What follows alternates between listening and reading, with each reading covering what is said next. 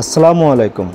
আজ আপনাদের সাথে শেয়ার করব জলশ্রী আবাসন এলাকার সৌন্দর্য, কাজের অগ্রগতি, সুযোগ সুবিধা সহ বিস্তারিত তথ্য।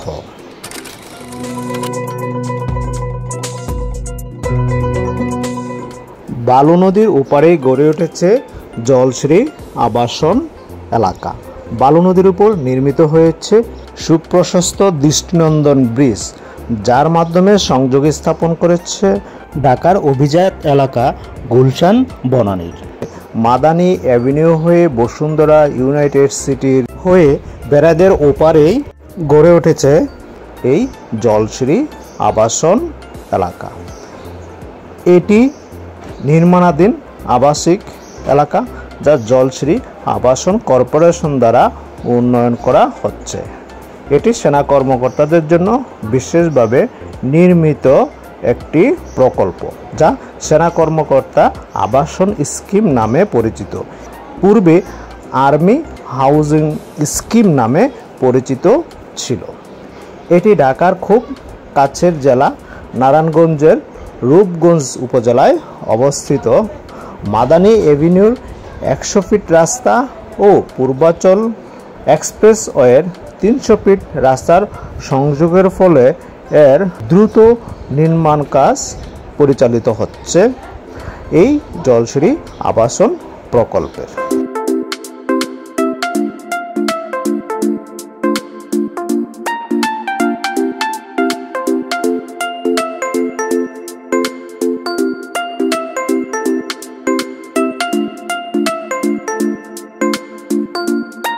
এটি একটি পরিকল্পিত আবাসন প্রকল্প হিসাবে, যেখানে রয়েছে বালু নদীর তীরে গলফ খেলার মাঠ, আধুনিক মডেল মসজিদ, Adamjee public school and college, Bangladesh international school and college, Jalashree public school and college এবং ইউনাইটেড হসপিটালের একটি শাখা। এছাড়া সবচেয়ে আকর্ষণীয় যে স্থানটি সেটি হলো জলশ্রী সেন্ট্রাল পার্ক। এই আবাসন প্রকল্পটিতে রয়েছে প্রশস্ত রাস্তা, পরিকল্পিত জলাধার বা লেক।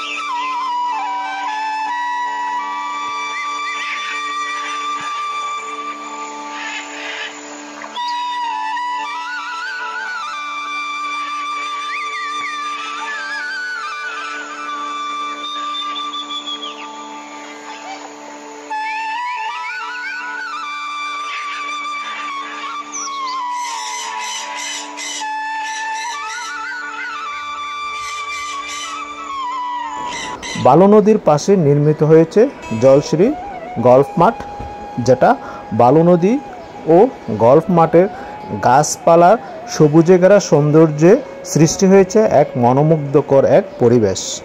মাঠের পাশে তৈরি করা হয়েছে সুন্দর ওয়াকওয়ে বা হাঁটার রাস্তা। পাশেই নির্মিত হয়েছে রেস্তোরাঁ, যেখানে দেখা যাচ্ছে ভোজন বিলাসীদের আনাগোনা।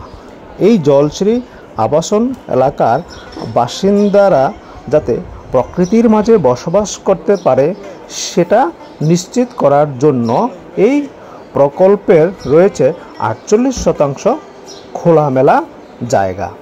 এছাড়া 205 একর জায়গা জুড়ে রাখা হয়েছে লেক সাইড ওয়াকওয়ে, গল্ফ মাঠ, সেন্ট্রাল পার্ক, স্কুল, কলেজ, মসজিদ এইসবের জন্য।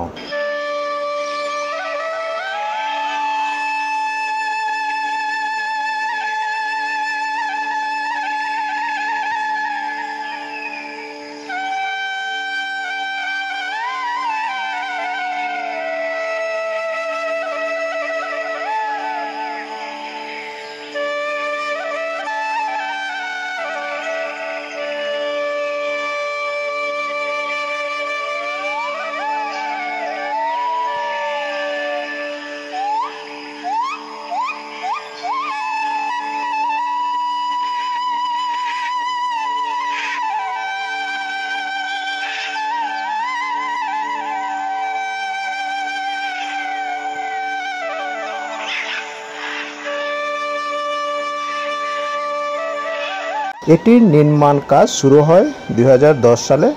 এটির মোট আয়তন 2100 একর। বর্তমানে এই প্রকল্পে চলছে একের পর এক সুউচ্চ বহুতল ভবন নির্মাণের কাজ। প্রকল্পের ওয়াকওয়ে, প্রশস্ত রাস্তা, ব্রিজ, লেকের কাজও চলছে সমান তালে।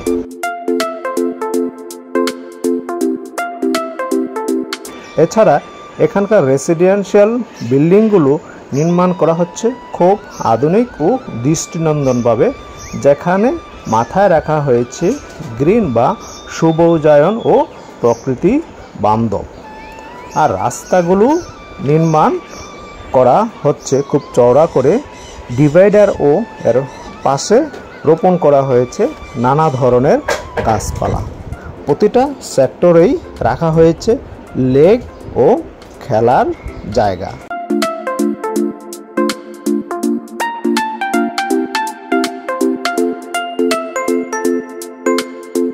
এই জলশ্রী আবাসনে আসা যাওয়ার মাধ্যম হলো রাজধানীর অভিজাত এলাকা গুলশান বনানীর নতুন বাজার মাদানী অ্যাভিনিউর 100 ফিট রাস্তা হয়ে, এছাড়া পূর্বাচল এক্সপ্রেস ওয়ে অর্থাৎ 300 ফিটের রাস্তার অন্যতম।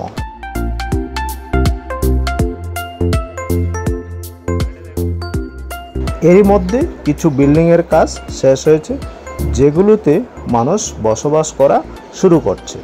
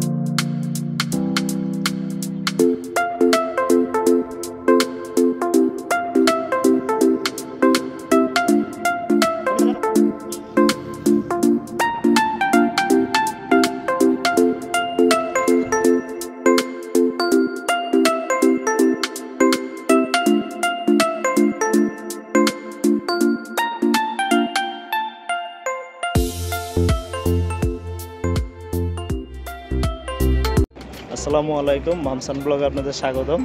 আমরা আজকে আছি জলশ্রী পার্কের সামনে। তো জলশ্রী পার্ক সহ আশেপাশে পুরো সেক্টর ওয়াইজ আমরা ঘুরলাম। তো আশা করি এই জলশ্রী পার্কের ভিউ এবং সৌন্দর্য আপনাদের ভালো লাগবে। তো আজকে সময় স্বল্পতার কারণে আমরা জলশ্রী সেন্ট্রাল পার্কে ঢুকতে পারিনি, অন্য এক সময় ঢুকবো। তো আজকে সব কিছু চিনে গেলাম, অন্য এক সময় পুরো ব্লগ নিয়ে আসবো। সে পর্যন্ত আমাদের সাথেই থাকবেন। এই প্রকল্পটি মোট 17টি সেক্টরে ভাগ করা হয়েছে। এই জলশ্রী প্রকল্পটি জনপ্রিয় বা পরিচিতি পেয়েছে মূলত জলশ্রী সেন্ট্রাল পার্কের মধ্য দিয়ে। এই পার্কটিতে রয়েছে ছোট বড় যুবক যুবতীদের জন্য সুন্দর সময় কাটানোর বিনোদনের ব্যবস্থা। একসময় এই পার্কটি শুধুমাত্র সেনা পরিবারের সদস্যদের জন্য বরাদ্দ ছিল, এখন এটা সর্বসাধারণের জন্য উন্মুক্ত, তবে সপ্তাহের নির্দিষ্ট দিনে খোলা থাকে। আমি জলশ্রী সেন্ট্রাল পার্কের ওয়েবসাইটের লিঙ্কটি আমার ভিডিও ডেসক্রিপশন বক্সে দিয়ে দিব। ওয়েবসাইটে প্রবেশ করে জলশ্রী পার্কে প্রবেশ করার টিকিট, রাইডের মূল্য এবং সেখানকার খুঁটিনাটি বিস্তারিত তথ্য জেনে নিতে পারবেন। আজ যেহেতু সময় স্বল্পতার কারণে জলশ্রী পার্কে প্রবেশ করতে পারিনি, অন্য এক সময় জলশ্রী পার্কে প্রবেশ করে জলশ্রী পার্কের খুঁটিনাটি সমস্ত তথ্য আপনাদের সাথে শেয়ার করব। এই জলশ্রী সেন্ট্রাল পার্কে কি কি সুযোগ সুবিধা রয়েছে, কোন ধরনের রাইড রয়েছে এবং পাশেই রয়েছে স্পিড বোর্ডে এই লেকে নদী ভ্রমণের সুবিধা, সেখানকার খরচাপাতি সহ বিস্তারিত তথ্য।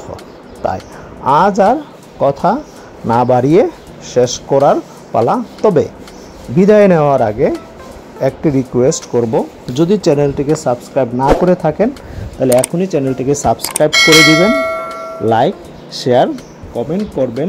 তাই সবার সুস্বাস্থ্য কামনা করে আজকের মতো বিদায় নিচ্ছি। আল্লাহ হাফেজ।